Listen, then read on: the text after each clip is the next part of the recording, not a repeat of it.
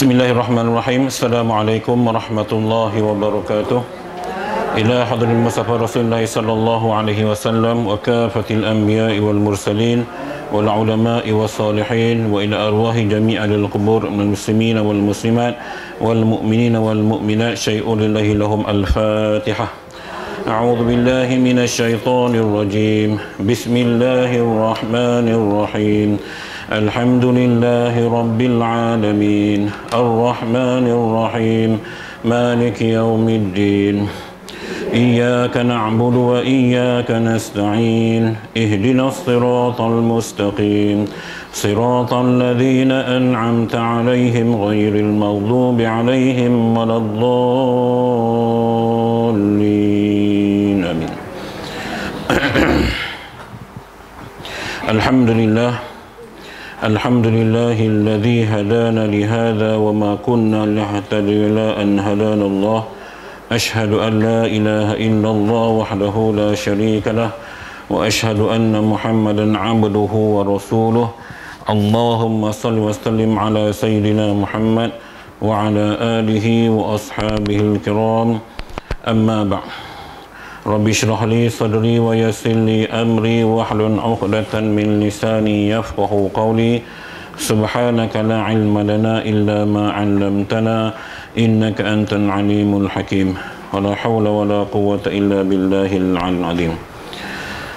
Sihat semua noh? Alhamdulillah. Ya, semangat mengundi, semangat cuti seminggu. Okay. Baru ada mood nak mengaji. Baik, kita muka surat 143, kitab lama. Tajuk Kitabun Nikah. Kita belum habis baris 5 dari bawah kitab lama nah. Kita mula dengan dan disunatkan tu situ. Jumpa nah. Kitab Rumi tak tahu muka apa. Okey, 214. Baik. Okey, kita mula di situ.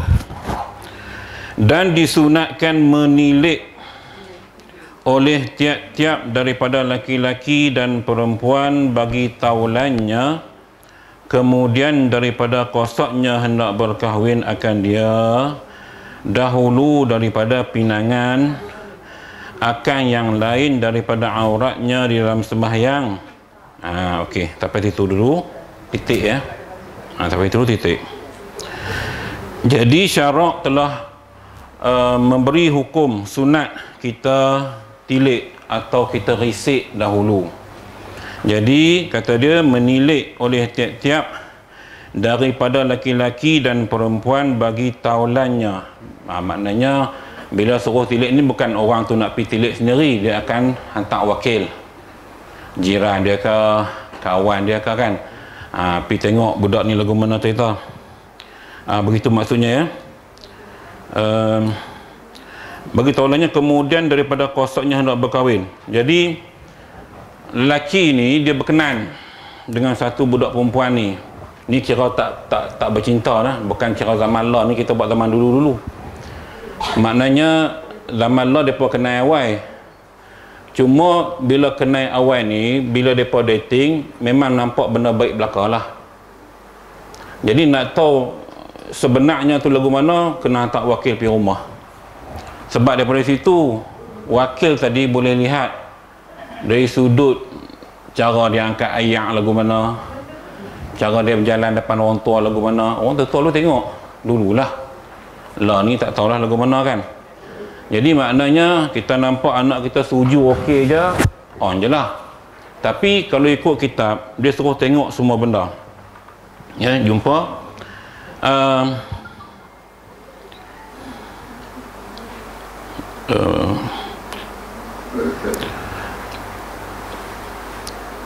maka melihat laki-laki daripada perempuan yang merdeka akan mukanya. Dia ada titik bawah mim tu buang dia salah tu. Dia mim tu mukanya. Dan dua tangannya hingga pergelangan. Gitu. Jadi tuan-tuan, kita mengaji dulu, tujuan tengok muka untuk melihat kecantikan. Sebab saya nak ajak tengok apa nama tangan untuk lihat kesuburan. Di manakah kedudukan tangan yang menunjukkan kesuburan seseorang wanita? Saya dah cerita minggu lepas, minggu ni kita detailkan. Saya nak lukis sikit benda tuan faham, sebab tunjuk takut tak faham. Mana marker ada tak? Pasal kita duk mengaji kitab-kitab lama ni, ustaz duk sebut tengok tangan kesuburan, tengok tangan kesuburan. Jadi tang mana tengok kesuburan tu? Kan? Muka kita tahu dah, pasal nampak muka, hidung mancung tak mancung, pipi apa, pipi bak pauh apa, lilayang sebagainya. Ya, okey. Allah.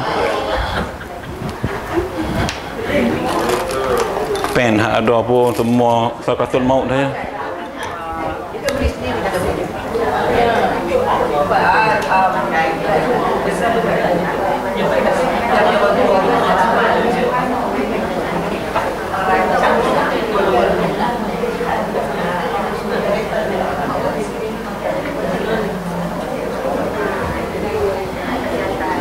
Kanan, kiri, lebih kurang.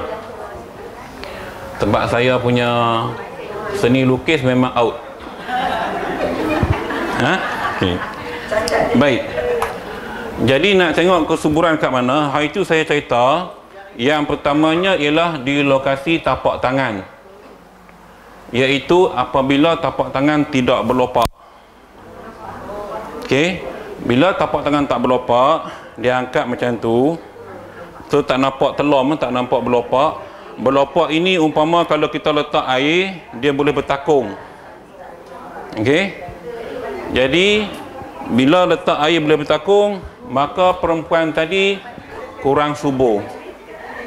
Tak subur ya. Satu. Yang kedua, pada jari manis yang nak sarung cincin merisik tu. Okey, sini, mana kalau sini, sinilah. Jari ni ya. Jadi jari ni dia tak boleh bengkok ke kanan atau bengkok ke kiri, dia mesti lurus. Itu kesuburan. Kalau jari manis ni nampak bengkok, maksudnya tak lurus tau. Dia ni, maka ini menunjuk bahawa memang perempuan ni tak subur. Dan dia, kalau orang tua kata, tarik penyakit, mudah kena penyakit. Nikah minggu demam, masuk 2 minggu batuk sesama, sakit kepala. Jadi stres suami.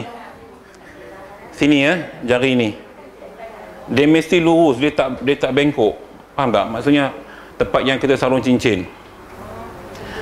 Yang ketiga, bila kita kembarkan macam ni,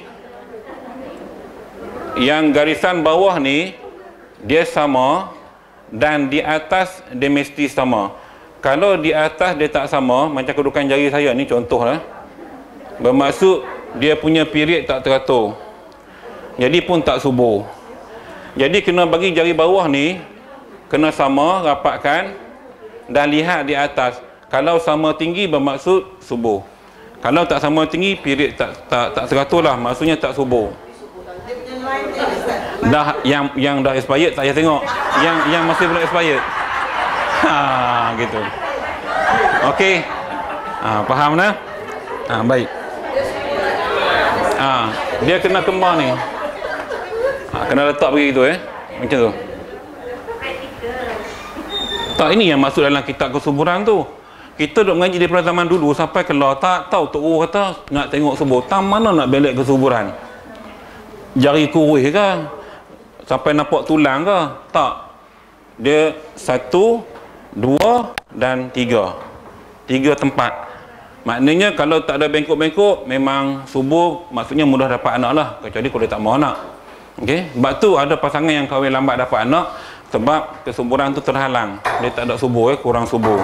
Jadi faktor tadi di sinilah, di tapak tangan, di jari manis, dapat sarung cincin dan di sini. Yang keempat, di kuku, pangkal kuku ada bentuk bulan sabit. Pangkal kuku ni ada bentuk bulan sabit, itu tak subur. Pangkal kuku. Ada kan kadang-kadang setengah-setengah wanita ada. Maka sebab itu, perasan tak, bila kita sarung cincin, dalam keadaan anak dara tu dia akan hulur tangan begitu, so mak mertua yang belajar hari ni, dia faham dah. Dia sarung cincin, dia tengok Ustaz Syaidan sebut, ada bulan sabit, dah. Tengok-tengok bengkok, dah. Lambat dapat cucu aku. Nampak ya? Jadi inilah ilmunya. Yang jarang dihurai oleh ustaz-ustaz ibu yang mengajar bab-bab ni pun, sebab benda tu memang agak mendalam. So kami dalam bidang ni kami tahu. Itulah nak lihat kesuburan seseorang wanita. Baik. Lepas tu kita duk kata kat perempuan, hak anak tunang lagu mana pula kan? Jadi pak mertua bersalam dengan bakal menantu. Salam-salam, dia rasa kasak jari. Kan? Rasa dok ni orang pekan tak teruk kerja internetnya, kerja dalam jabat. Bila dia rasa kasak, uric acid tinggi. Mudah dapat budak ni, jahanam. Uric acid tinggi, mungkin batu karang, mungkin arthritis, itu tanda dia. Dia rasa kasak. Kalau rasa licin, kecil manis.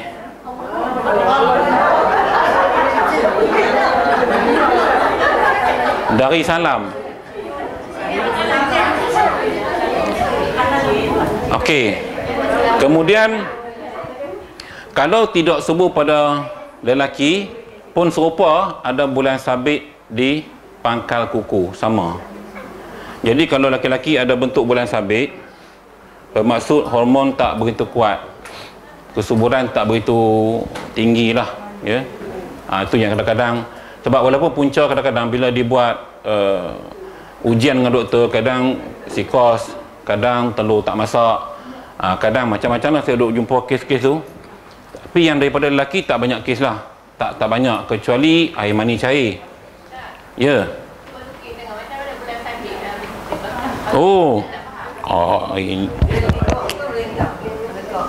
Ni kuku dia bentuk begitu.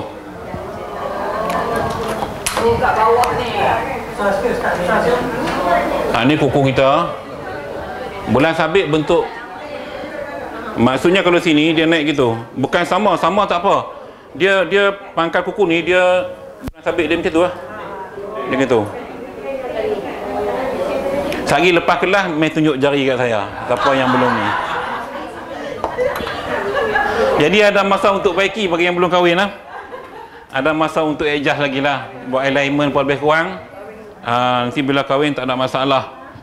Ya.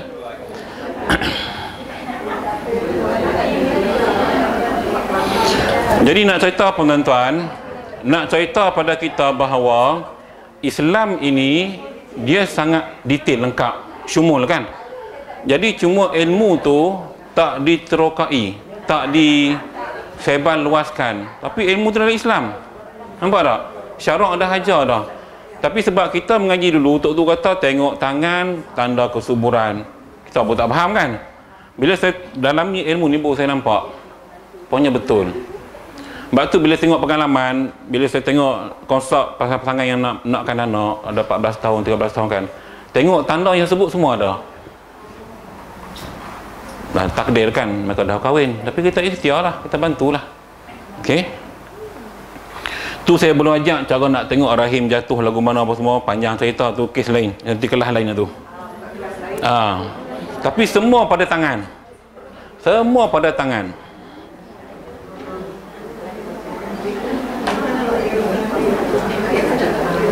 Baik. Dan daripada sahaya perempuan akan barang yang lain daripada antara pusat dan lutut, seperti barang yang disoreh dengan dia oleh Ibnu Raf'ah pada sahaya. Yang tu tak ada kita fikir, zaman sekarang dah tak ada lah. Dan harus bagi tiap-tiap daripada kedua-duanya diulang-ulang akan melihat tak kala berhajat kepadanya, supaya nyata kelakuan yang dilihat akan dia, maka tiada menyesal kemudian daripada berkahwinnya. Jadi sunat tengok berulang-ulang. Cuma sekarang ni nak jumpa tu jadi timbul isu tu. Zaman dulu dia bagi gambar, dia percaya. Zaman Allah bagi gambar, silap hiburan dia gunakan gambar tu untuk tujuan-tujuan lain, termasuk sihir dan sebagainya lah, ya. Jadi timbul cerita kemarin, kawan saya hantar di surau dia tu, surau di kedai dia tu, dia kata, ustaz, baru lepas banjir kami dah cuci bersih elok, tiba-tiba ada ulat sampah lah 7 ekor di penjuru tu lah. Sedalam ilmu perubatan, bila terdapat ulat sampah di dalam mana-mana premis yang bersih, bermaksud ada tanah kubur yang ditabur di hadapan kedai, bertujuan untuk kita menutup pandangan pengunjung melihat kedai kita. Dalam ilmu sihir dipanggil uyubun nazar, istilah dia. Ini berlaku. Jadi saya pergi Meru, saya buatlah tawak-tawak balik, basuh kedai dah balik semua. Jadi ini berlaku. Jadi ada kadang dia orang buat dengan gambar, tapi untuk tubuh badan kita lah kena. Macam Ustaz Rozi kena dulu, kalau tuan-tuan perasan, sebelum ni lah dia kurus teruk, dia kena sakit. Sebelum ni dia panggil sihir ular, yang arwah Tok Uni Aziz kena tu, ya, yang dihantar ulat tu dia akan lilit daripada kaki sampai ke pinggang, sampai kita meninggal. Sebab tu kaki dia habis lebam. Tu yang memang nampak depan mata lah. Ini dipanggil sihir ular. Jadi zaman hari ni tuan-tuan, gambar ni kalau tak kena gaya memang disalahguna. Mereka bukan ambil kat mana tu tau, mereka ambil dekat Facebook ya. Jadi kalau kita nak post di Facebook tu, biar gambar yang kita katakan tak gambar penuh, muka saja ke, tangan saja ke, kaki saja ke, sipih-sipih ke. Sebab Allah kalau orang yang nak kenat, dia boleh buat macam-macam.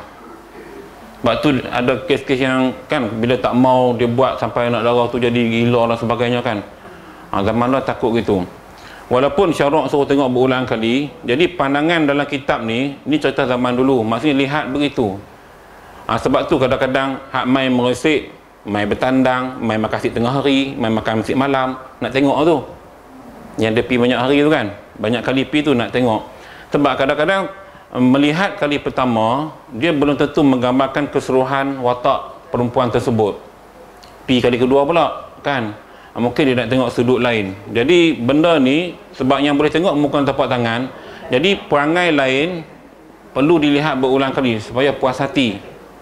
Dia tak mau menyesal kemudian lah. Itu kitab yang menyebut. Jadi kena ada adab lah. Baik. Cuma sekarang ni tuan-tuan, bila berlaku perubahan zaman, pergaulan antara pasangan ni yang belum berkahwin, Waalaikumsalam. Jadi di masa perkenalan sudah berlaku kadang-kadang tegang, berkelahi kan. Lepas tu baik, lepas tu berkelahi, lepas tu baik, lepas tu berkelahi, lepas tu baik. Orang cinta biasa. Dia merajuk tiap hari, telefon-telefon, baik balik, dating balik. Jadi sebab itu pentingnya nama yang saya ajak sebelum ni, faham tak? Yang istilah nama diakhiri dengan huruf apa dan mewakili sifat apa. Jadi zaman lah kena guna kaedah tu dah. Sebab bila berdating ni dia kadang-kadang nampak benda baik je, positif je, yang negatif tak nampak. Bila kahwin baru tahu, ya. Okey, faslun fil khitbah, masuk perenggan topik baru. Faslun fil khitbah, jangan baca khutbah nah, tu khutbah Jumaat. Khitbah Minang, peminangan ya. Faslun fil khitbati, ini fasal pada menyatakan hukum meminang. Ini hukum meminang. Halal meminang akan perempuan yang sunyi daripada nikah dan aidah. Sunyi daripada nikah yang belum kahwin lah, maknanya nak darah lah. Kita baca kitab lama memang pening lah, sunyi daripada nikah. Dia lari daripada nikah ke apa ke, kita tak faham. Maksudnya yang memang tak kahwin lagi. Begitu ya. Sunyi daripada nikah dan daripada iddah. Maknanya dah lepas tarikh iddah bagi yang dah bercerai. Sama ada iddah talak rajai ataupun iddah kematian ataupun iddah lain lah ya. Biasa dua tu je lah. Dan harus dilentangkan dan disindirkan dengan meminang bagi perempuan yang beriddah lain daripada iddah rajaiyah. Jadi kata dia harus, kalau kita nak guna lafaz sindir bagi perempuan ni kalau nak meminang nah yang beredah. Ni untuk kategori edah ha? Selain daripada edah raj'iyah, maksudnya edah talak raj'i, iaitu talak yang boleh rujuk balik 1, 2. Jadi edah ini kena lepas edah, maka dalam edah raj'i tak boleh kita guna sindiran bagi talak raj'i ya. Sebabnya kemungkinan besar mereka boleh berkahwin semula. Bila saya ada satu kes lepas cerai dah, lama dah, lepas tu baik balik, cara menikah balik akad nikah semula semua sebab talak raj'i, tapi dah lepas setahun ke 2 tahun, lama agak, lepas tu menikah balik. Nikah pun tak ni juga, tapi sebab anak mengkali, sebab anak dia pun nikah balik tapi tak bahagia juga. Jadi susahlah kita yang nak handle ni kan. Ingat dah okey, seronok lah kan, bila kahwin sebab mereka dah cerai 2 tahun 3 tahun. Jadi mungkin dah bawa hidup masing-masing, kemudian nak hidup sekali balik tu payahlah bila nak ni balik tu. Okey, dengan bahawa beredah ia edah wafat. Edah wafat maksudnya edah kematian suami 4 bulan 10 hari. Okey, jadi berlaku di kampung saya baru ni, kampung mentua saya, tak ada sampai 14 hari perempuan keluar merata dah, pergi jabat tanah, pergi nu, pergi sini. Ni masalah orang kampung. Dia tak boleh dia gini.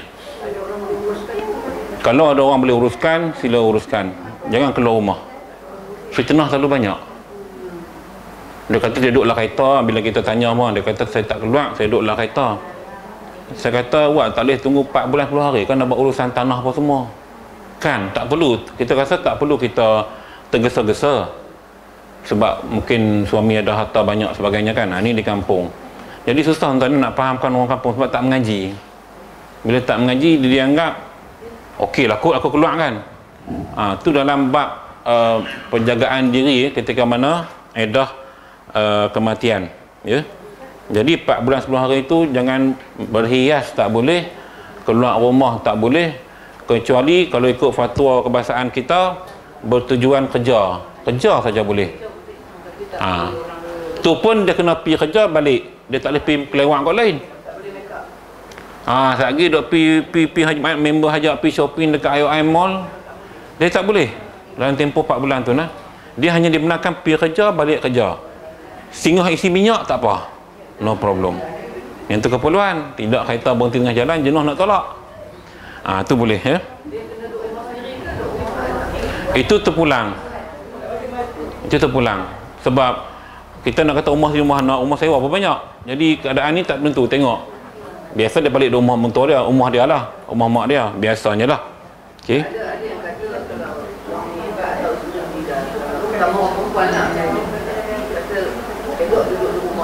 ya, elok duduk di rumah yang dia inapi, yang dia diami sepanjang bersama suami. Cuma tengoklah kalau rumah sewa mungkin dia terpaksa keluar lah kan, nak banyak sewa apa semua. Jadi kalau rumah sewa dia kena balik duduk dengan mak dia lah, kita keluarga dia kalau ada. Baik, itu edah wafat nah. Atau wati syubhah, persetubuhan syubhah.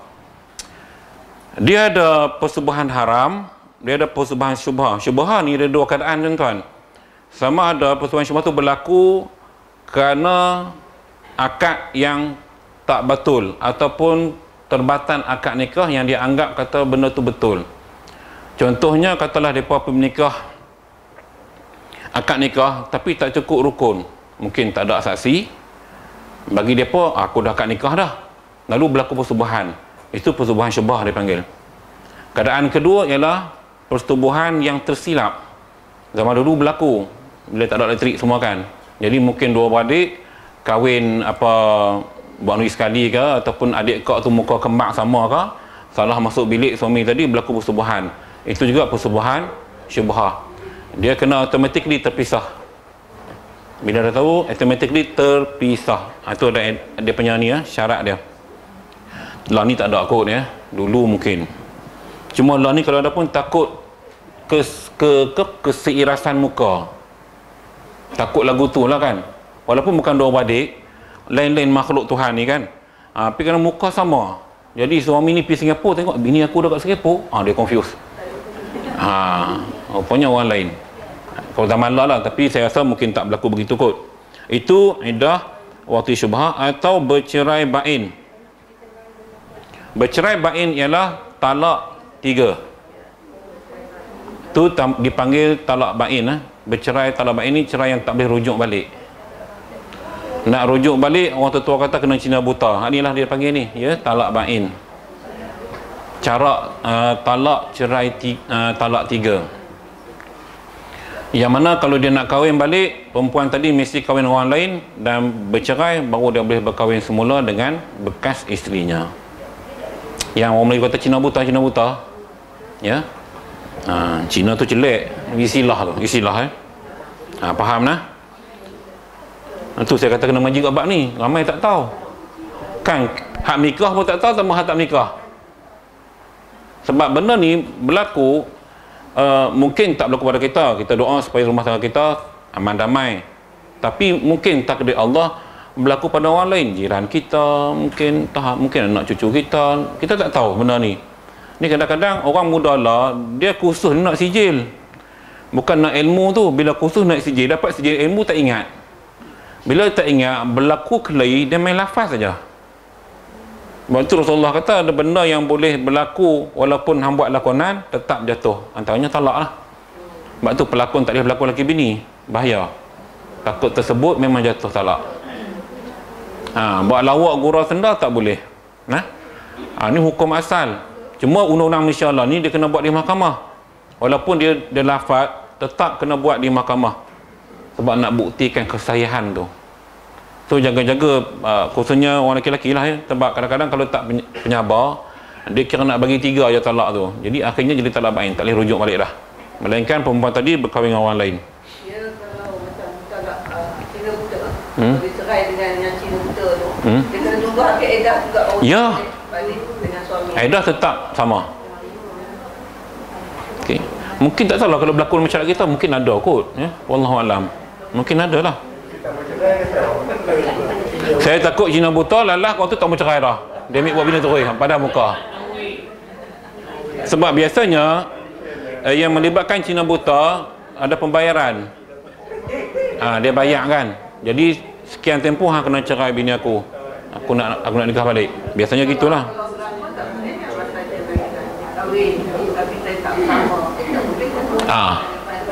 Benda-benda begini kena ambil tahu juga ya.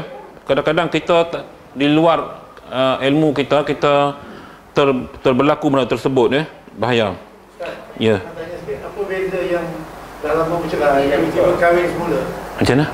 Yang dah lama bercerai, tiba macam Ustaz cerita tadi, kahwin semula. Kena akad baru? Dengan yang Cina buta. Lain. Dia gini. Yang itu tak payah dikahwin dengan orang lain, tak payah. Me'ah kahwin dengan mat. Me'ah, saya buat contoh nama orang dulu senang. Nak buat nama Nurul apa semua, ramai dalam ni Nurul. Jadi Me'ah ni kahwin dengan mat.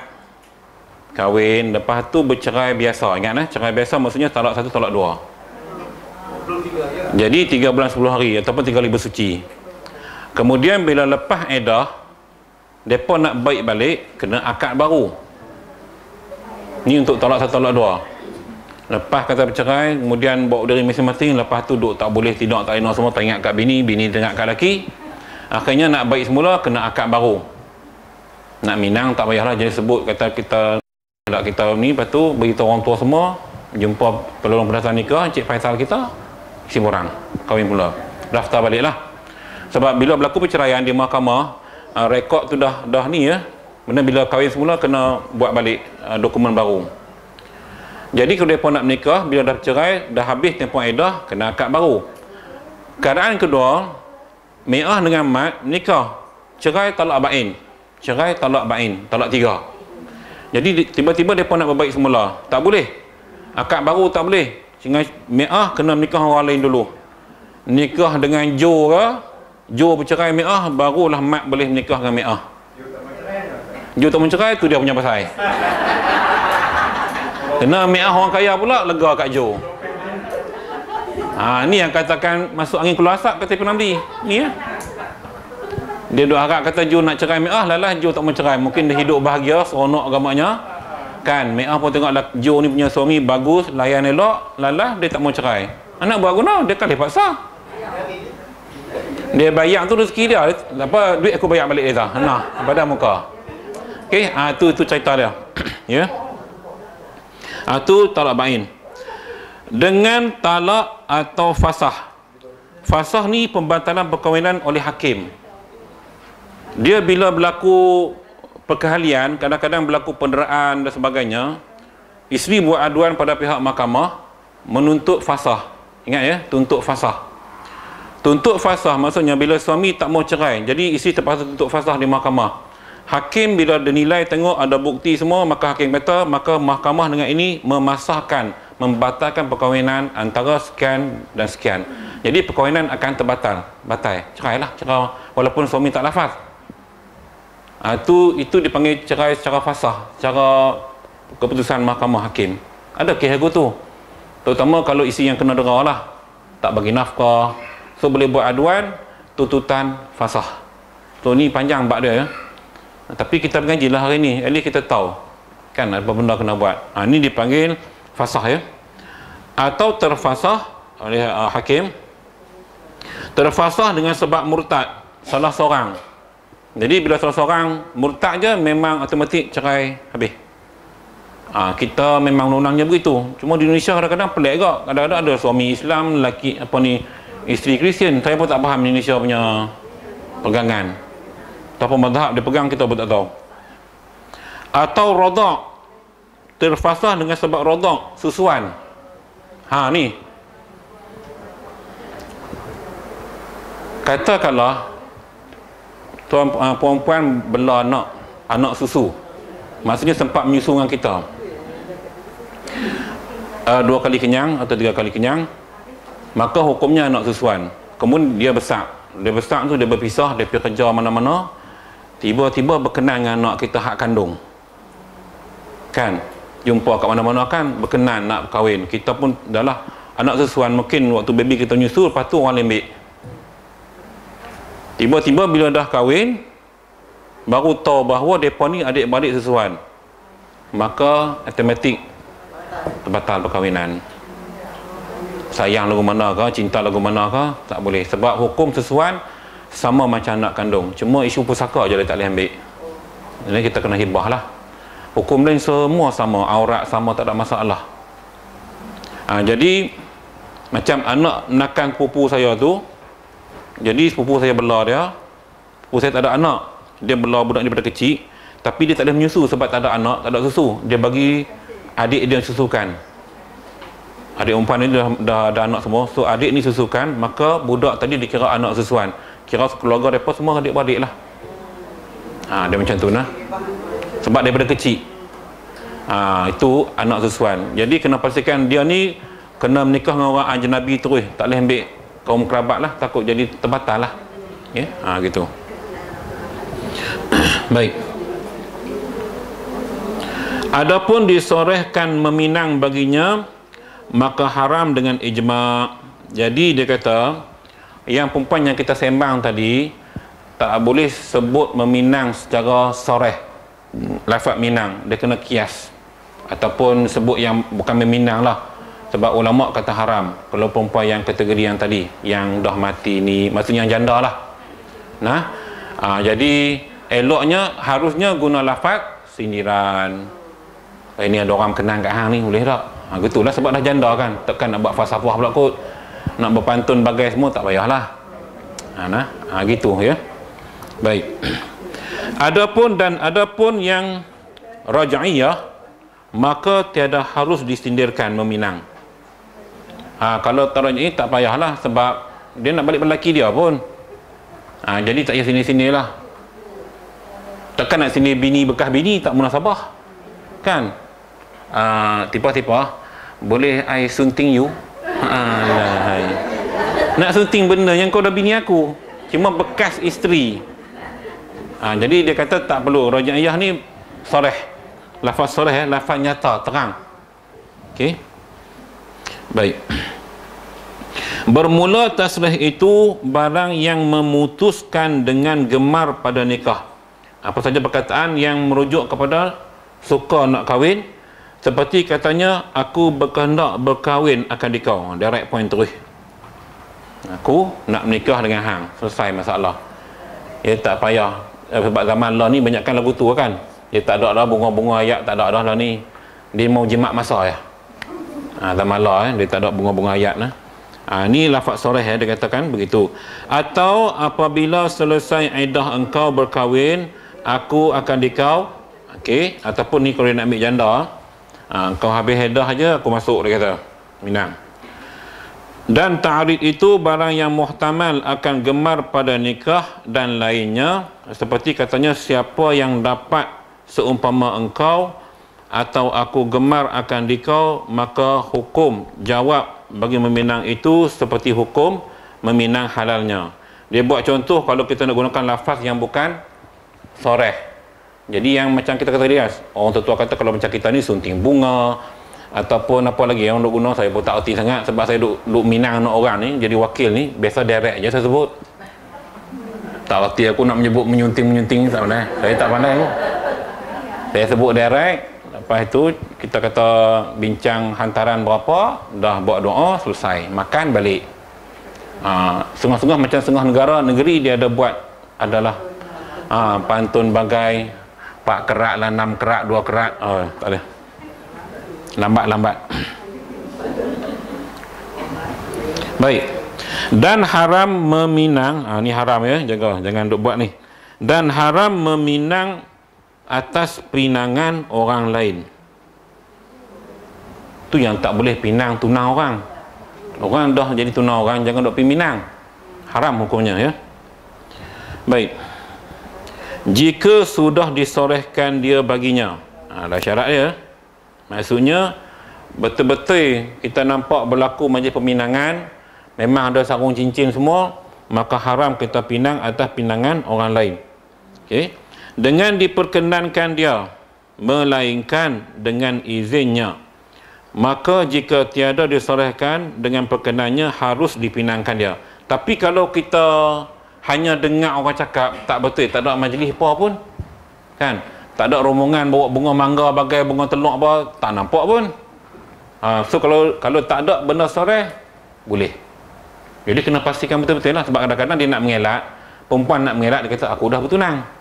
Sebab dia tak mau kat jantan ni, kan? Ada macam-macam tuan-tuan, saya duk lalui banyak juga lah. Satu kes tu anak dara comel tuan-tuan. Laki ni kerja tentera laut, hitam belegam, tentera laut. Memang nampak biji mata yang putih. Tapi laki ni nak juga dengan perempuan tadi. Mak bapak ni orang kampung tuan-tuan, nak tolak secara ni tak gamak. Pasal kenal kan, kita kata kenal lah. Jadi nak buat ke mana? Bincang ni, pihak laki-laki, perempuan bincang, lah ni kita penaik harga. Tengok dia mampu tak. Dia pun penaik harga. Waktu tu 13,000, 14,000. Kira zaman tu tak masuk di akal.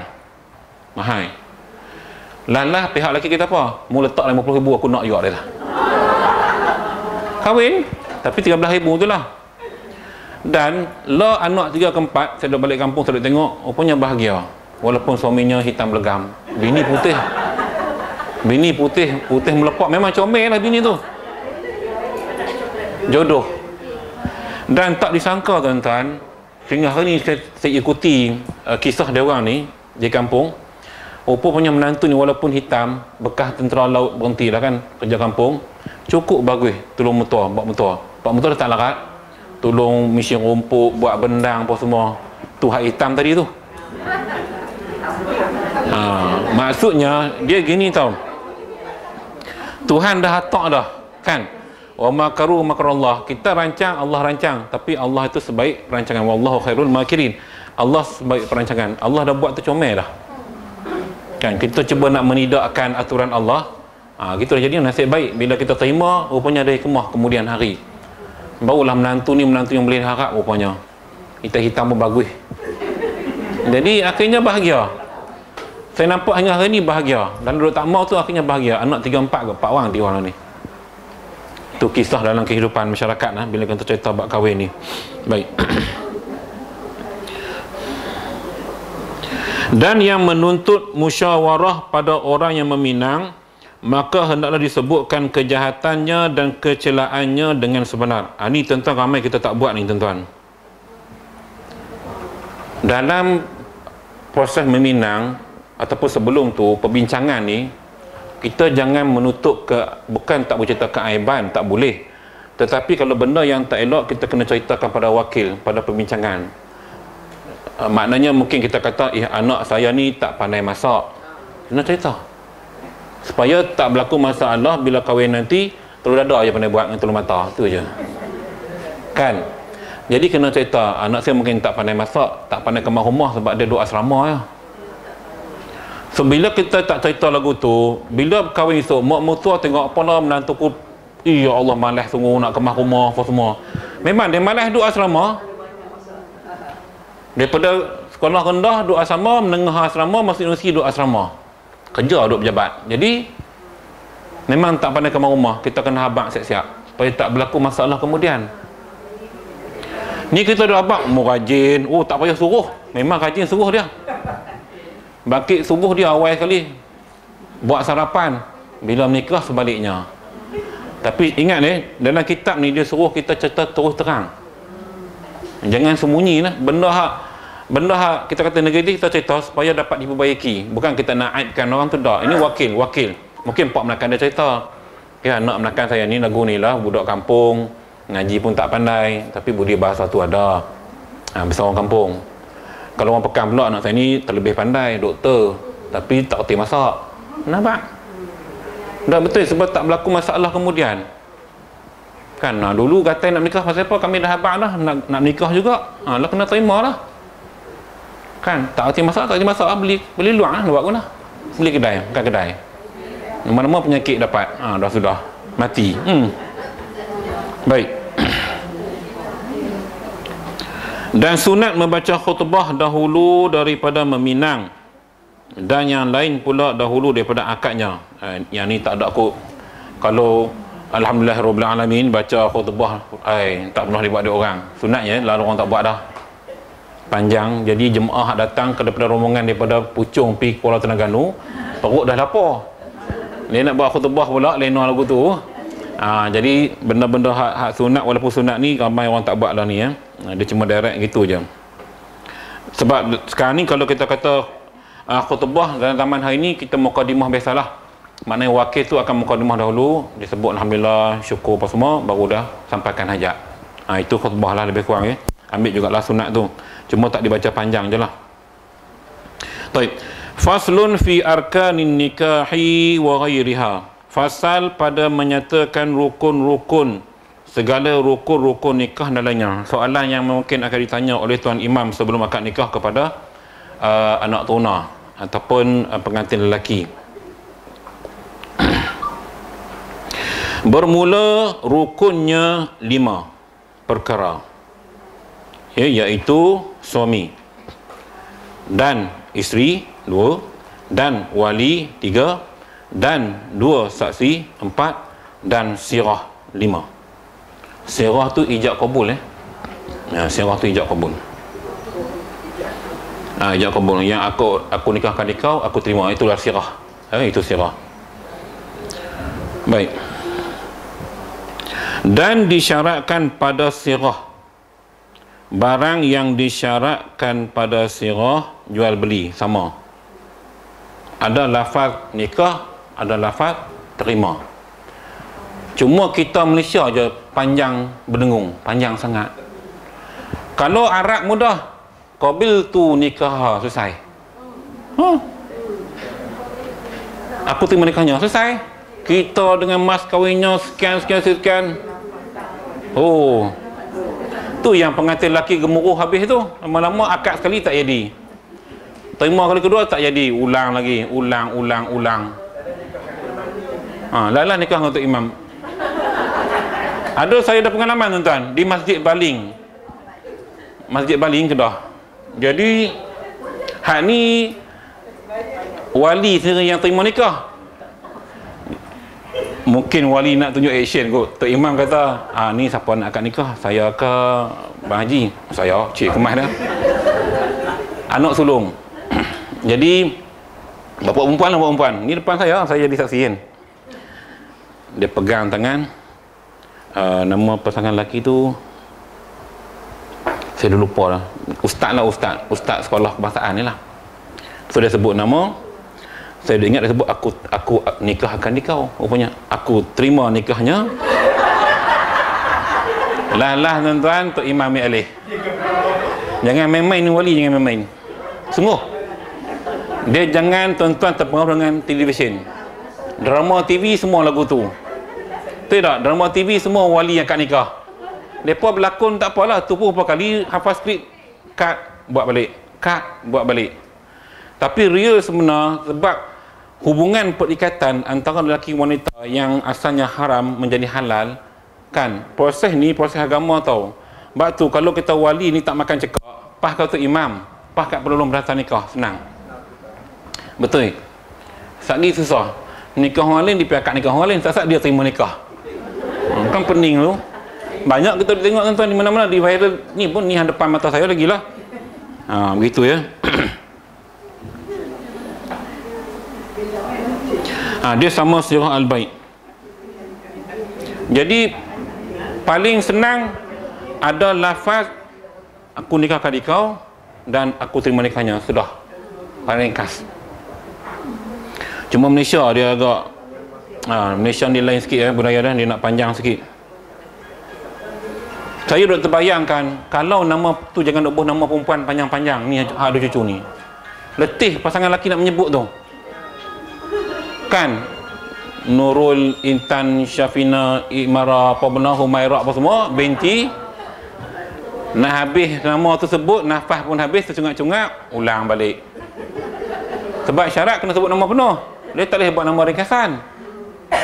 Sebab dia kena ikut yang dalam borang tu. Nak sahkan, sebab nanti akan berlaku masalah. Begitu ya.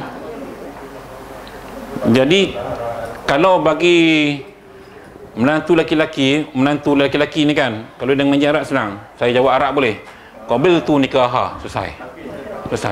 Boleh kau baca? Boleh. Kalau Tok Imam faham Arab, no problem. Cuba tengok orang bisu menikah guna. Ni kita pun tak faham, saksi tak faham. Tapi saksi daripada Jabatan Kebajikan adalah yang memang faham bahasa isyarat. Jadi dia jawab dengan tangan tu, hanya yang faham bahasa isyarat faham. Jadi hak lain ni nganga tengok, salah kot tu. Kan, kita tak tahu bahasa isyarat. Sebab bahasa yang penting tu dia kata syarak ni, yang penting adalah lafaz terima nikah, ada lafaz aku nikahkan di kau. Tu je. Itu syarat. Jadi kita yang manjang-manjang bagi pening pasangan pengantin lagi kesian kat dia tu. Dan setengah daripadanya jangan ditaklikkan dan ditakkidkan dan disyaratkan lafaz yang dimustakkan daripada tazwij dan nikah.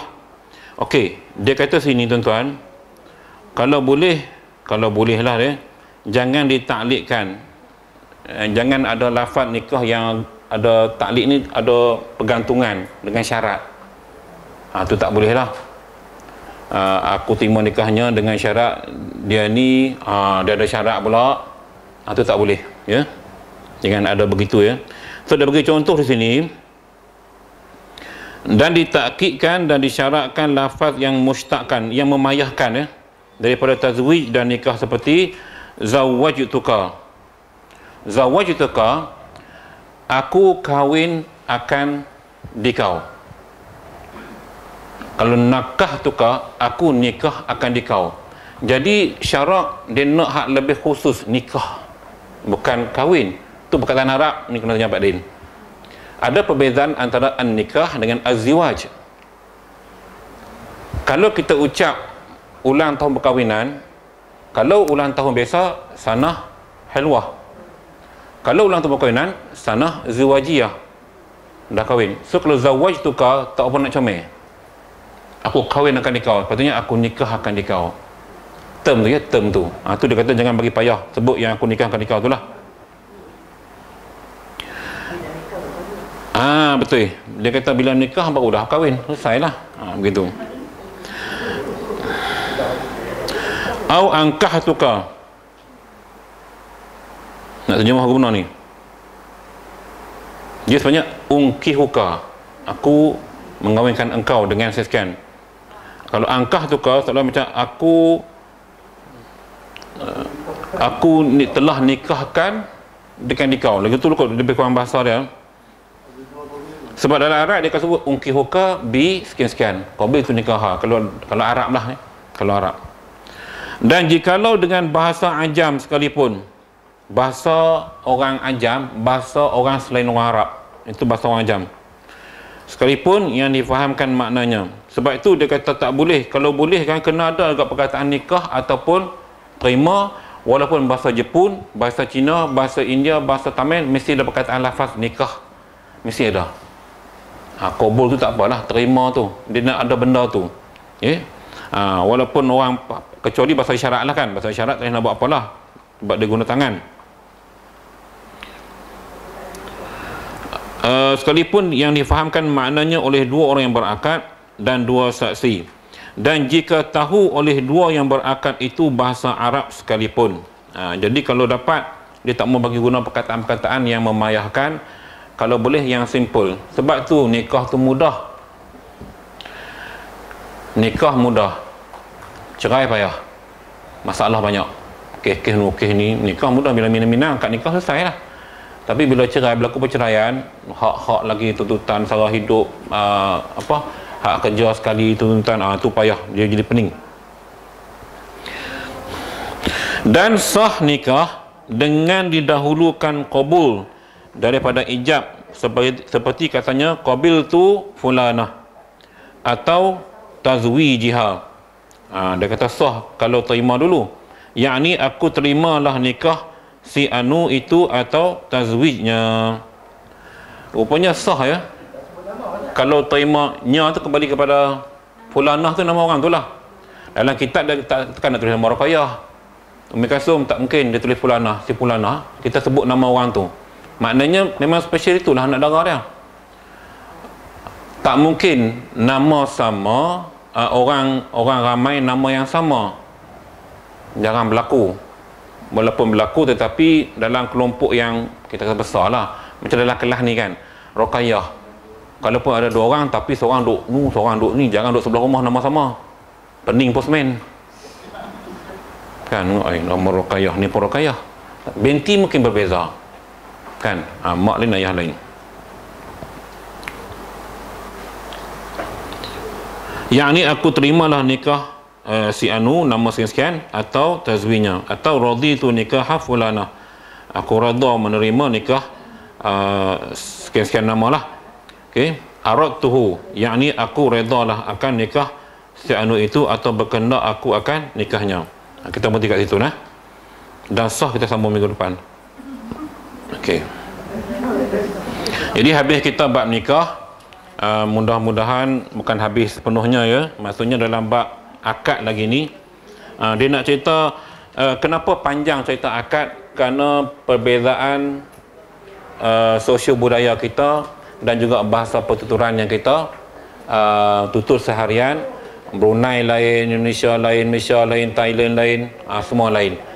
Cuma dia kata lebih elok kalau ada perkataan nikah dan ada perkataan qabil, terima, ya, terima. Mudah-mudahan baik kepada Allah Subhanahu Wa Taala, dan yang tidak baik itu datang daripada kelemahan yang ada pada diri saya sendiri. Kita sudahi dengan wabillahi taufiq wal hidayah. Wassalamualaikum warahmatullahi wabarakatuh. Subhanakallah bihamdika asyhadu an la astaghfiruka wa atubu ilaih. Bismillahirrahmanirrahim. Wal 'asr innal insana lafi khusr illa alladhina amanu wa 'amilus solihat wa tawasaw bil haqqi wa tawasaw bis sabr. Bismillahirrahmanirrahim. Alhamdulillah wassalatu wassalamu ala Rasulillah wa ala alihi wa sahbihi ajma'in. Allahumma arhamna bil Qur'anil azim waj'alhu lana imaman wa nuran wa hudan wa rahmah. Allahumma dzakkirna minhu ma nasina wa 'allimna minhu ma jahilna warzuqna tilawatahu ana al-laili wa atrafan nahar waj'alhu lana hujjatan ya rabbal alamin. Rabbana atina fid dunya hasanah wa fil akhirati hasanah wa qina adzabannar. Wa sallallahu ala sayidina Muhammad wa ala alihi wa sahbihi wasallam. Walhamdulillahi rabbil alamin. Taqabbalallahu minkum